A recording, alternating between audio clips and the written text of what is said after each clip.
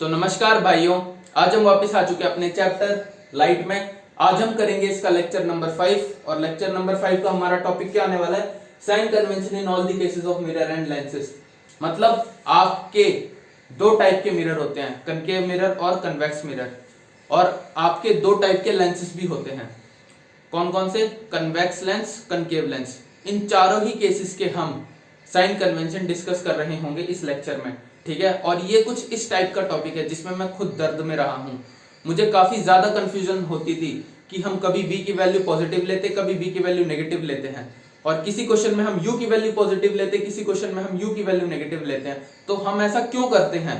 मैं इन सारी चीजों को रटने की कोशिश करता था, ठीक है, लेकिन मेरा इन चीजों को रटना बहुत गलत था, क्योंकि जैसे जैसे मैं आगे आया 11th में 12th में, तो मेरी जब बुद्धि खुली थोड़ी सी, तो मुझे पता लगा कि कुछ सेट ऑफ रूल्स होते हैं जिनकी हेल्प से हम u की वैल्यू कब पॉजिटिव होगी और u की वैल्यू कब नेगेटिव होगी, हम ये बात डिसाइड कर रहे होते हैं। किनकी हेल्प से? उन सेट ऑफ रूल्स की हेल्प से, ठीक है। और वही सेट ऑफ रूल्स हम इस लेक्चर में कर रहे होंगे। तो चलो स्टार्ट करते हैं। तो एज्यूम करो कि सबसे पहले मैं बात करता हूं किसकी? एक कनकेव मिरर की, ठीक है। ये मैंने ले लिया एक कनकेव मिरर, ये इसका प्रिंसिपल एक्सिस, ये पोल होगा आपका, ठीक है। अब मान लो कि मेरा जो ऑब्जेक्ट है, ऑब्जेक्ट ये आपका फोकस होगा, बेसिकली ये आपका सेंटर ऑफ कर्वेचर होगा। मान लो मेरा जो ऑब्जेक्ट है वो कहां रखा हुआ है? सेंटर ऑफ कर्वेचर पे रखा हुआ है, ठीक है। ए बी, तो मेरी इमेज कहां बन रही होगी? मेरी image just below centre of curvature बनेगी, और सेम साइज की बनेगी। जो साइज इसका है वही साइज इसका होगा, ठीक है। तो ये क्या हो जाएगा? ए डैश और बी डैश, और ये मेरा सेंटर ऑफ कर्वेचर तो था ही, ठीक है।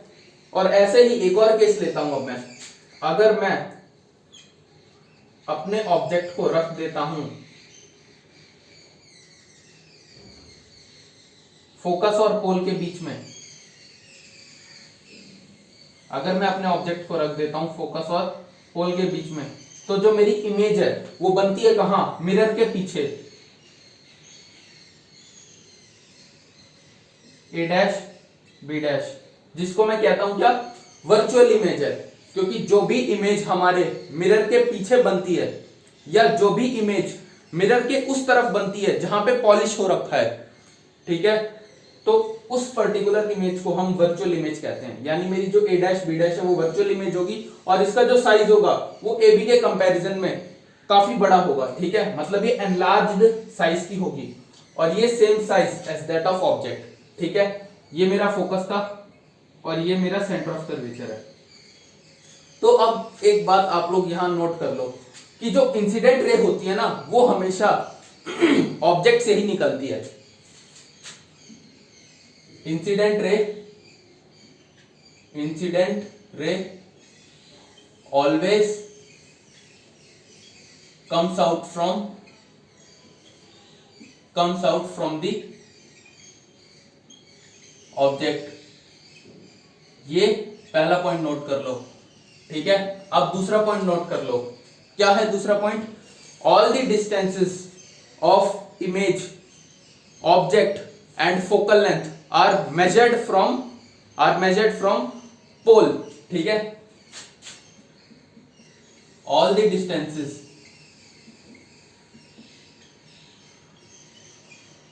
whether it is u, जो कि होता है मेरा object distance,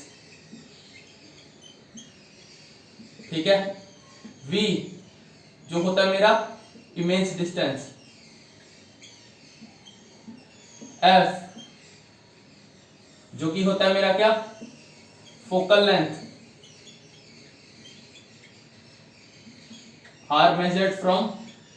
are always measured from pole, or always measured from pole।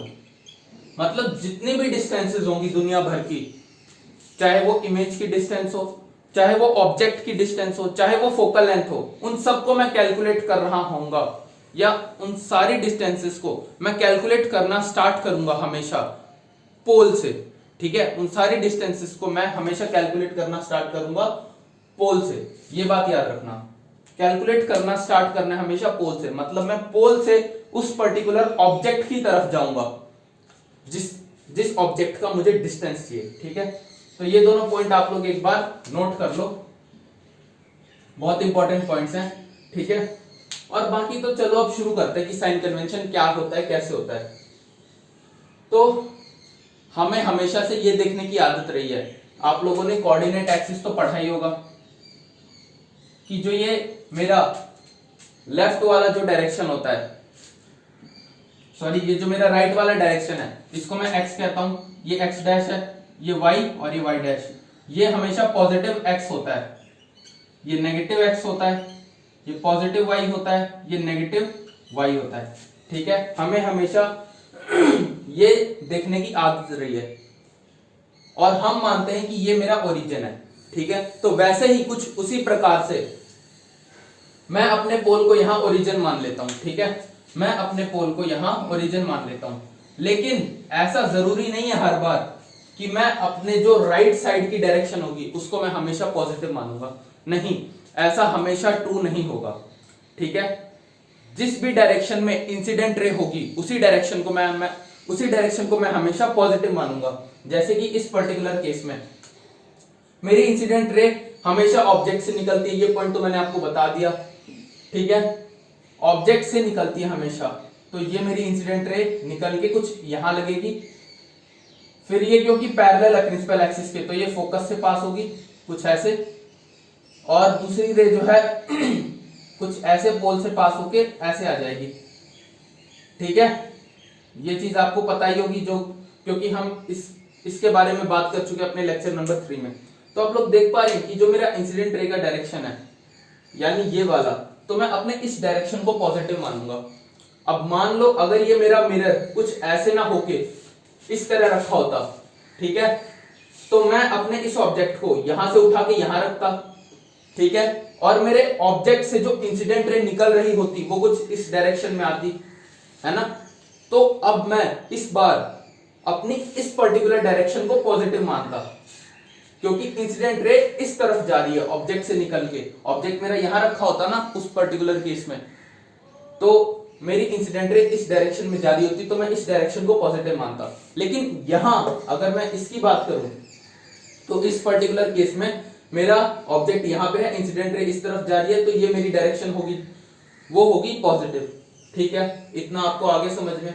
अब दूसरी चीज देखते हैं कि जैसे ये मेरा AB है, ये मेरा ऑब्जेक्ट है। अब मुझे AB का डिस्टेंस नापना है पोल से, तो मैं कैसे नापूंगा? मैं हमेशा पोल से नापना शुरू करूंगा, मतलब पोल वाला जो पॉइंट है उससे मैं स्टार्ट करूंगा और मैं इस तरफ बढ़ता जाऊंगा पीछे की तरफ। मतलब पोल से मैंने स्टार्ट करा डिस्टेंस नापना, फिर मैं AB की तरफ जाऊंगा ऐसे।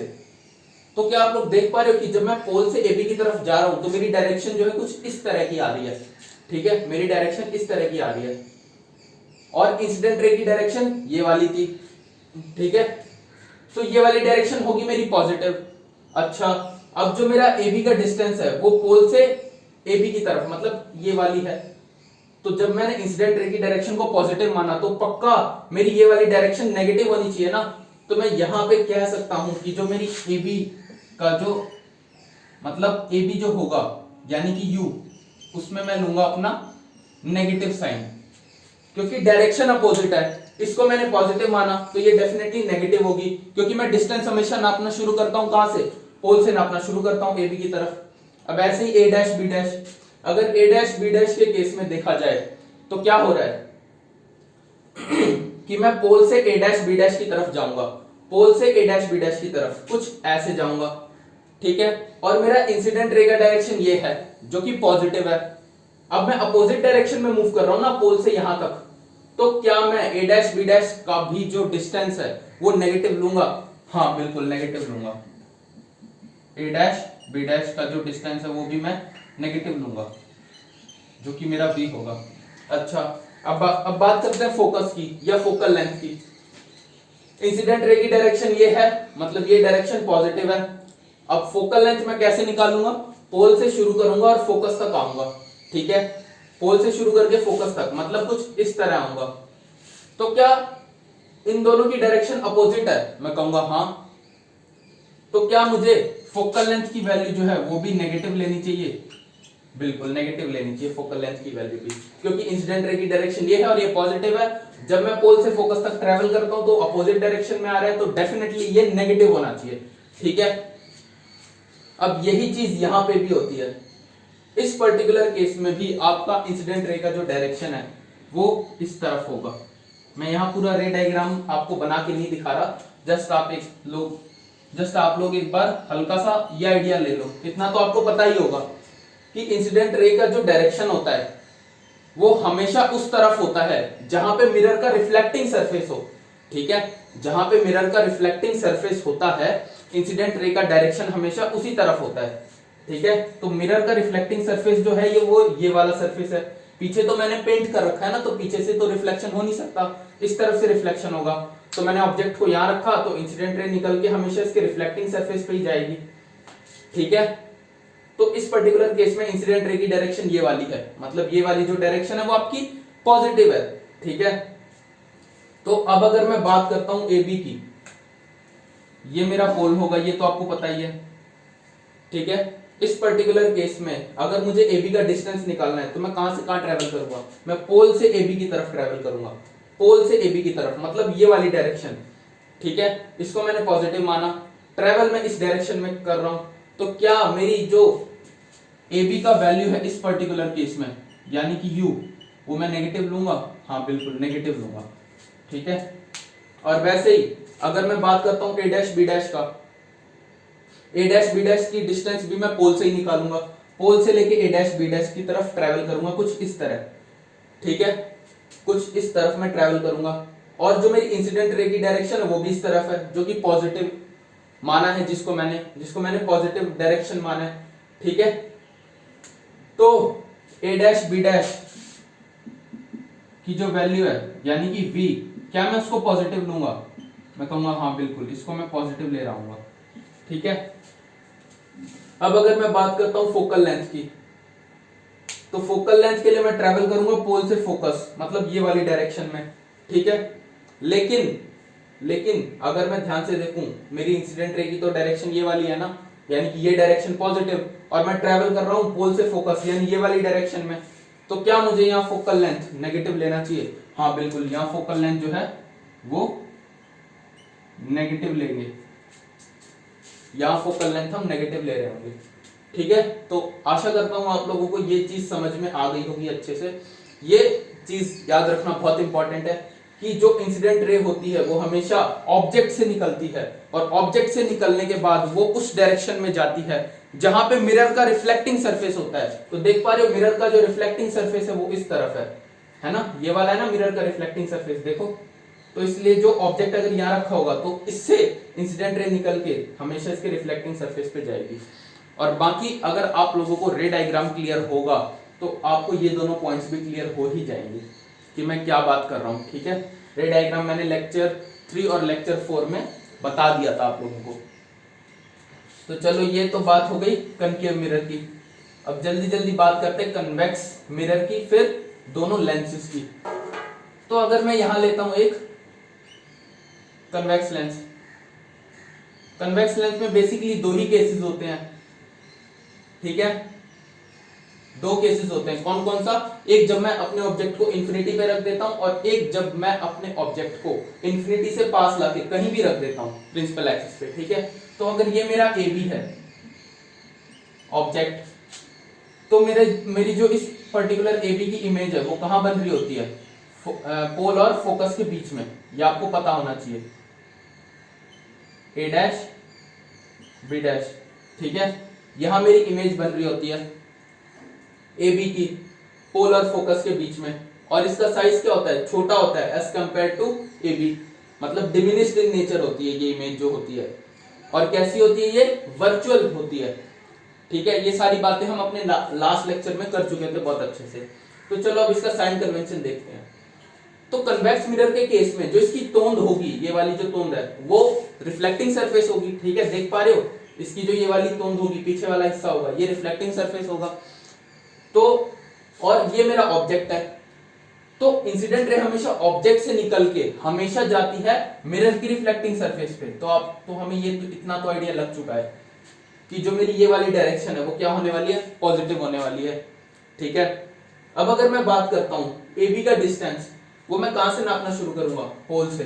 पोल से AB की तरफ आता हूं मैं, पोल से AB मतलब ये वाली डायरेक्शन, इसको मैंने पॉजिटिव माना था, पर ट्रैवल में ऐसे कर रहा हूं, तो क्या मुझे AB के U की वैल्यू नेगेटिव में लेनी चाहिए? हाँ बिल्कुल, क्योंकि दोनों का अपोजिट डायरेक्शन है, ठीक है।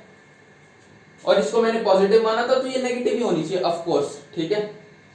अच्छा, अब अगर मैं बात करूं A डैश B डैश की, तो A डैश B डैश का वैल्यू क्या पॉजिटिव होना चाहिए? मैं कहूंगा हाँ बिल्कुल, क्योंकि ये डायरेक्शन को मैंने पॉजिटिव माना है और ट्रैवल भी मैं पोल से A डैश B डैश इस तरफ कर रहा हूं, पोल से इसकी तरफ, तो दोनों का सेम डायरेक्शन है। इस कारण मैं A डैश B डैश के B की वैल्यू पॉजिटिव लूंगा और सेम ये जो फोकल लेंथ है इसकी भी वैल्यू यहां पॉजिटिव आ रही होगी, ठीक है। आशा करता हूं ये फोकल लेंथ वाली चीज आपको समझ में आ गई होगी। कैसे? इंसिडेंट रे की डायरेक्शन ये वाली है जो कि पॉजिटिव इन नेचर है, फोकल लेंथ निकालने के लिए भी मैं पोल से फोकस की तरफ इसी डायरेक्शन में ट्रेवल कर रहा हूं, तो सेम डायरेक्शन है दोनों का, इस कारण ये जो है पॉजिटिव आ गया आपका फोकल लेंथ, ठीक है। तो ये चीज हो गई आपकी। आशा करता हूं कि आपको ये सब क्लियर हो गया होगा पूरा। अब मैं बात करता हूं थोड़े लेंसेज की। लेंसेज में क्या होता है, तो लेंसेज को अगर हम ध्यान से देखें, ये मेरा कन्वेक्स लेंस होता है। हालांकि हम लेंसेज के बारे में आगे चल के अच्छे से डिस्कस कर रहे होंगे, पर साइन कन्वेंशन हम यहीं पे डिस्कस कर लेते हैं, ठीक है। ये होता है मेरा एक कन्वेक्स लेंस और इसके जो बीच वाला पॉइंट होता है इसको हम कहते हैं ऑप्टिकल सेंटर, ठीक है। और बेसिकली जो ये कन्वेक्स लेंस होता है इसके दो फोकस होते हैं, एक होता है f1 और एक होता है f2, ठीक है। एक होता है f1 और एक होता है f2। दो फोकस क्यों होते हैं कन्वेक्स लेंस के? दो फोकस इसलिए होते हैं क्योंकि जो हमारा कन्वेक्स लेंस होता है वो दो सरफेसेस से मिलके बना हुआ होता है, ठीक है। अगर आप लोगों को याद हो लेक्चर नंबर 2, तो मैंने आपको बताया था कि मैंने यहाँ पे एक स्फीयर ले लिया, एक ग्लास का एक स्फीयर ले लिया। स्फीयर आप लोग समझते होंगे ना, जैसे बॉल होती है वो पूरा है, पूरा बॉल जैसा दिखने वाला एक स्फीयर है जो कि ग्लास का है, अंदर से खोखला है पूरा, ठीक है। तो मैं मिरर किस तरह बनाता था, मैंने एक हिस्सा इसका काटा, एक हिस्सा काट के या तो मैं इसके पीछे की तरफ पेंट कर देता था या मैं इसके आगे की तरफ पेंट कर देता था, तो ये मेरा एक कनकेव या कन्वेक्स मिरर बन जाता था। उसी के रिस्पेक्ट में मैं जिस हिसाब से पेंट करता था, ठीक है। लेकिन लेंस के केस में क्या होता है, लेंस के केस में कुछ ऐसा होता है कि मान लो अब यही जो स्फीयर है मेरा, यही वाला जो स्फीयर है वो अंदर से पूरा भरा हुआ है, ग्लास का स्फीयर है पर अंदर से खोखला नहीं है, इस बार पूरा कंप्लीटली फिल है, अंदर से पूरा भरा हुआ है, खोखला नहीं है। तो इस बार मैं क्या करता हूं, दोबारा इसको काटता हूं यहां से और फिर यहां से काटता हूं। अब इन दोनों को काट के मैं ऐसे जोड़ देता हूं, तो क्या मेरा लेंस बन जाएगा? हाँ बिल्कुल लेंस बन जाएगा। तो आप लोग क्या सोच पा रहे हैं, क्या इस पर्टिकुलर पार्ट का एक सेंटर ऑफ कर्वेचर होगा? मैं कहूंगा हाँ बिल्कुल होगा। और इस पर्टिकुलर पार्ट का भी एक सेंटर ऑफ कर्वेचर होगा? हाँ होगा, पक्का होगा। क्या दोनों पार्ट के जो सेंटर ऑफ कर्वेचर्स हैं उनको मैं सेम एज्यूम कर सकता हूं, क्योंकि दोनों हैं तो एक ही स्फीयर के पार्ट ना, दोनों हैं तो एक ही स्फीयर के पार्ट, तो क्या मैं इन दोनों के सेंटर ऑफ कर्वेचर्स को सेम एज्यूम कर सकता हूं? मैं कहूंगा हाँ बिल्कुल एज्यूम कर सकता हूं मैं दोनों के सेंटर ऑफ कर्वेचर्स को सेम। क्यों? क्योंकि दोनों एक ही स्फीयर के तो पार्ट है ना। अच्छा, अब यहां पे क्योंकि मैं दो पार्ट्स को काट के जोड़ रहा हूं, तो क्या इस पर्टिकुलर पार्ट का एक फोकस होगा? हाँ बिल्कुल होगा। क्या इस पर्टिकुलर पार्ट का भी एक फोकस होगा? हाँ बिल्कुल होगा। तो दोनों पार्ट का जब फोकस होगा तो क्या लेंस के भी दो फोकस होने चाहिए? मैं कहूंगा हाँ यार होने चाहिए, क्योंकि इस पर्टिकुलर पार्ट का जो फोकस होगा वो f1 होगा और इस पर्टिकुलर पार्ट का जो फोकस होगा वो f2 होगा। लेकिन क्योंकि ये दोनों पार्ट जो हैं, ये दोनों पार्ट्स जो हैं वो एक ही पर्टिकुलर स्फीयर से आ रहे हैं, एक सेम स्फीयर से आ रहे हैं ये दोनों पार्ट्स। इस कारण मैं इन दोनों फोकस को एज्यूम करता हूं कि दोनों सेम हैं, ठीक है, दोनों जो फोकस है वो सेम है। अगर मान लो मैं इस लेंस को कुछ इस तरह घुमा दूं, इस प्रकार घुमा दूं, तो ये F2 इधर आ जाएगा, ये F1 इधर आ जाएगा, तो भी मुझे कोई फर्क नहीं पड़ता, दोनों सेम बात है। ये बस मैंने F1 और F2 नाम दे दिया इनको, ठीक है। तो ये चीज आप लोग अच्छे से समझ लेना कि दोनों का जो सेंटर ऑफ कर्वेचर होता है वो सेम होता है। सेम क्यों होता है? क्योंकि दोनों एक ही सर्कल के तो पार्ट हैं, इसलिए सेंटर ऑफ कर्वेचर सेम होता है। सेंटर ऑफ कर्वेचर सेम होने के कारण दोनों का जो फोकस होता है वो सेम होता है, क्योंकि दोनों एक ही स्फीयर के पार्ट हैं। और जो ये मेरा स्फीयर है, ये स्फीयर खोखला नहीं है, इस बार अंदर से भरा हुआ है पूरा, ठीक है, शीशे से भरा हुआ है ये पूरा स्फीयर। तो मैंने आपको लेंस समझाने की कोशिश करी कि इसमें दो फोकस क्यों होते हैं। आशा करता हूं आपको ये समझ में आया हो, ठीक है। अब आप लोग एक बात याद रख लेना कि होते तो है लेंस के पास दो फोकस, लेकिन मैं एज्यूम करता हूं, या मेरे लिए जो इंपॉर्टेंट फोकस होता है इन दोनों में वो ये वाला होता है फोकस। ये वाला फोकस मेरे लिए जो होता है वो इंपॉर्टेंट होता है,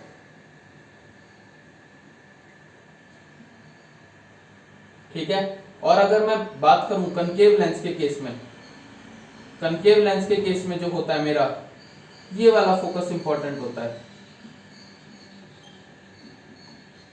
अब ऐसा क्यों होता है कि इस पर्टिकुलर केस में मुझे मेरे लिए ये वाला फोकस इंपॉर्टेंट होता है और इस पर्टिकुलर केस में मुझे मेरे लिए ये वाला फोकस इंपॉर्टेंट होता है? ये बात हम आगे चल के कर रहे होंगे, लेकिन अभी के लिए आप लोग याद रखें कि जो मेरा ये वाला फोकस है, इस फोकस को मैं मानूंगा कि ये कन्वेक्स लेंस का इंपॉर्टेंट फोकस है, जो हमें काम में आएगा, जिसकी हेल्प से हम फोकल लेंथ निकालेंगे, ठीक है।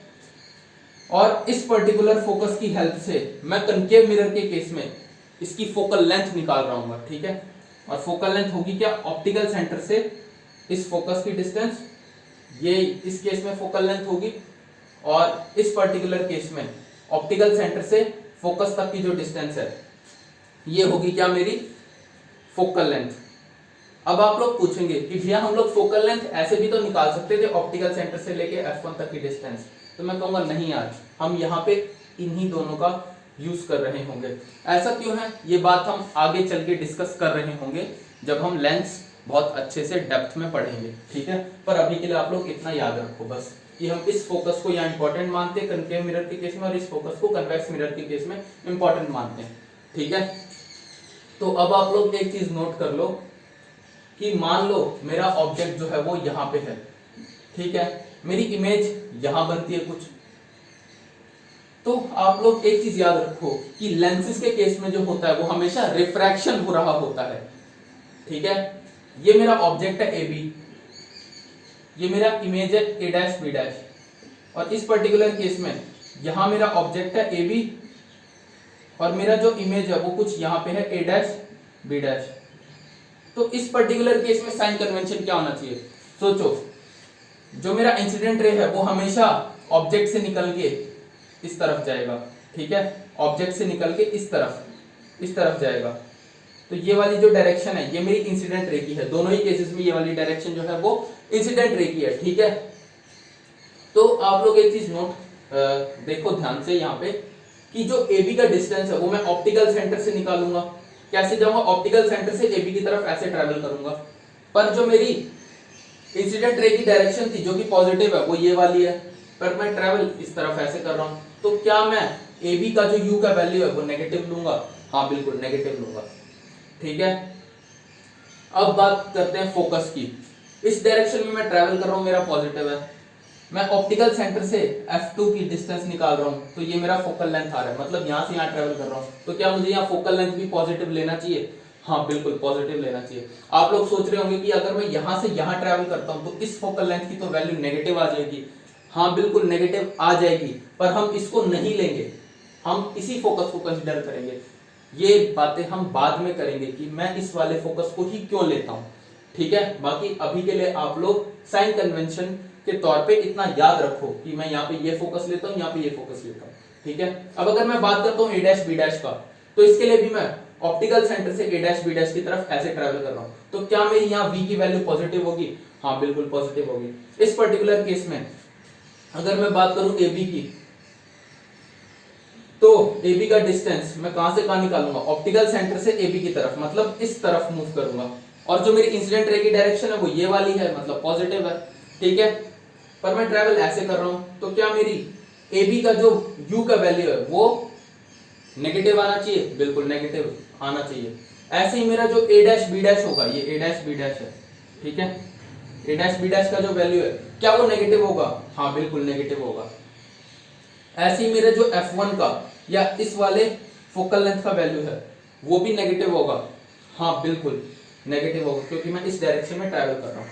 अच्छा, आप लोग यहाँ एक चीज नोट कर लेना कि इस पर्टिकुलर लेंस का, मतलब इस पर्टिकुलर पार्ट का जो फोकस होता है वो F1 होता है, और इस पर्टिकुलर पार्ट का जो फोकस होता है वो F2 होता है, पर हम कंसिडर करते हैं सिर्फ F1 को, ठीक है। हमारे लिए इंपॉर्टेंट ये है, ये बातें हम बाद में कर रहे होंगे ये बात, और ये चीज मैं काफी बार रिपीट कर चुका हूँ, ठीक है।